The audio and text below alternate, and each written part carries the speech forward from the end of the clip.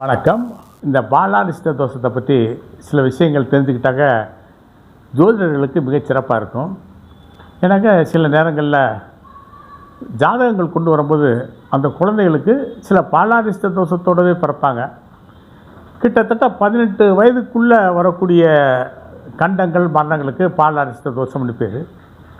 அந்த மாதிரி பாலாரிஷ்ட தோஷங்கள் வரணும்னா கிரக ரீதியாக எந்தெந்த கிரகங்கள் எப்படி இருக்குது, எப்படி இருந்தால் அந்த பாலாரிஷ்ட தோஷம் வரும் அப்படின்னு சும்மா ஒரு உதாரணத்துக்கு ஒரு 10-30 கிரக அடைவுகளை நம்ம அப்போ சொல்லலாம்.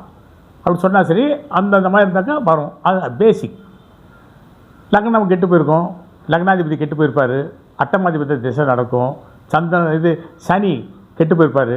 ஆனால் இந்த திசாபுத்தி காலங்கள் பூரா எப்போ வரும்னா சரி, அந்த 18 வயசுக்குள்ளே வந்துடும். அப்படி வர்றது தான் நமக்கு இந்த பச்சி தோஷம், இந்த பாலாரிஷ்ட தோஷங்கிறது. அப்படி வரக்கூடியதை என்ன பண்ணுவாங்கன்னா, சில பரிகாரங்கள் சொல்லுவாங்க, கோயிலுக்கு போக சொல்லுவாங்க. எப்படி கோயிலுக்கு போக சொல்லுவாங்கன்னா அது தனி முறை இருக்குது. அப்போ கிரக அடைவில் மட்டும் இல்லை, அந்த மாதிரி தோஷங்கள், பாலாரிஷ்ட தோஷங்கள் வரக்கூடிய காலத்தில் அந்த தாய்மார்கள் அந்த தோஷத்தை இவங்களை அறியாமலேயே அந்த குழந்தைக்கு உண்டாக்கிடுவாங்க. அந்த காலத்தில் பெரியவங்க சொல்கிறாங்க, உச்சி பொழுதில் வெளியே குழந்தைகளை தூக்கிட்டு போகாத 12 மணி வாக்கில். ஏன்னா சூரியன் உச்சா வானத்தில் இருக்கும், அதனால் அந்த நேரத்தில் ஏன் தூக்கிட்டு போகக்கூடாது அப்படின்னு சொல்கிறாங்கன்னா, அப்படி தூக்கிட்டு போகும்போது அந்த மாதிரி கிரக அடைவுகள் உள்ள குழந்தைகளுக்கு இந்த தோஷங்களை இயற்கையிலே உண்டாகும். எப்படி உண்டாகும்னா சரி, அதுக்கு ஒரு 8 விதமான தோஷ முறைகள் சொல்லியிருக்காங்க. அது என்ன அப்படின்னா சரி, பச்சி தோஷம், பரவ தோஷம், புல் தோஷம், எச்சி தோஷம், எச்சில் தோஷம், பெண் தோஷம், ஆண் தோஷம், பேரை தோஷம்.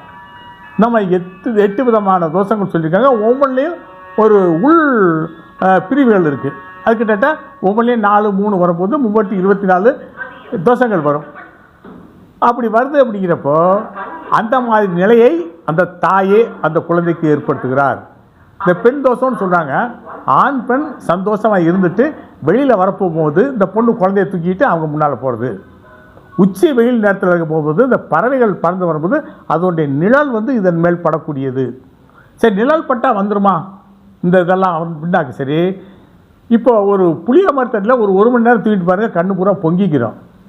உடனே போய் வேப்ப மரத்து நிழலில் தூங்க அந்த பொங்கின கண்ணு நல்லா ஆகிக்கிறோம். இந்த நிழலுக்கு கூட பலன் இருக்குது. இந்த பச்சையோட நிழல் என்ன மாதிரி பண்ணும், பறவையோட நிழல் என்ன பண்ண முடியும், என்ன பண்ணும், எச்சில் தோசை எப்படி ஒன்றும், பெண் தோசை எப்படி ஒன்றும், ஆண் தோசை எப்படி ஒன்றும், இப்படி 8 விதமான தோஷங்களை இந்த தாயே அதனுடைய நேரத்துக்கு தகுந்த மாதிரி கூட்டிகிட்டு போய் உண்டாக்கிக்கிறோம்.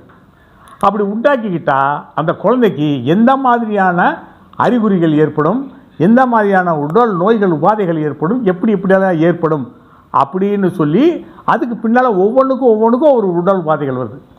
அப்படி வந்தால் என்ன விதமான மருந்து கொடுத்தா அது சரியாகும், அல்லது என்ன விதமான எந்திரங்கள் வரைஞ்சி போட்டால் சரியாகும், என்ன விதமான குளிகைகள் கட்டினா சரியாகும் அப்படின்னு சொல்லக்கூடிய ஒரு தனி கலையே இருக்குது. இது என்னன்னா சரி, பாலாரிஷ்ட தோஷ பரிகார மந்திரம், பாலாரிஷ்ட தோஷ பரிகார யந்திரம், பாலாரிஷ்ட தோஷ பரிகார மருந்துகள் அப்படின்னே இருக்குது. இது பூரா கற்றுக்கிட்டாங்க சரி, வரக்கூடிய குழந்தைகளையும் காப்பாற்றலாம், தாய்மார்களுக்கும் ஒரு அவேர்னஸ், விழிப்புணர்வு கிடைக்கும். இந்த நேரத்தில் தூக்கிட்டு போகக்கூடாது அப்படின்னு. அப்போ அவங்க தூக்கிட்டும் போக மாட்டாங்க, ரொம்ப ஜாக்கிரதையாகவும் இருப்பாங்க. வரக்கூடிய தொல்லைகள் சின்னதாக இருந்தாலும் நாம் சொல்லக்கூடிய கோயில் குளத்துக்கு போனால் சரியாக போயிடும். சரி, அது எப்படி வராமல் போகும், தூக்கிட்டு போக மாட்டாங்க, இந்த கிரகங்கள் சரியில்லாமல் போகுமா அப்படின்னா சரி சொல்கிறாங்க. கிட்டத்தட்ட 16 வயது வரைக்கும் ஒரு குழந்தைக்கு தாய் யார் அப்படின்னா சரி, முருகப்பெருமானுடைய மனைவியான தேவசேனா தான் எல்லா குழந்தைகளுக்குமே தாய் அப்படின்னு சொல்கிறாங்க.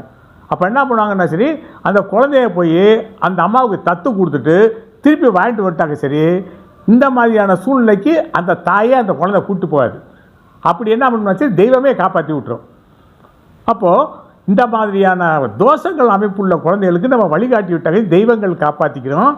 அதுக்கு மீறி இவங்களுக்கு விழிப்புணர்வு இல்லாமல் இந்த மாதிரி சிக்கலில் கொண்டு போய் குழந்தைய மாட்டி விட்டு வந்துட்டாங்கன்னா வைத்தியம் பார்க்குறதுக்கும் மந்திரங்கள் செய்யறதுக்கும் என்ன வழின்னு சொல்கிறது தான் பாலாரிஷ்ட தோஷம் பாதிப்பு பரிகாரம். அதனால் தேவையானவங்க இதை பயன்படுத்திக்கிங்க. வாழ்த்துக்கள், நன்றி, வணக்கம்.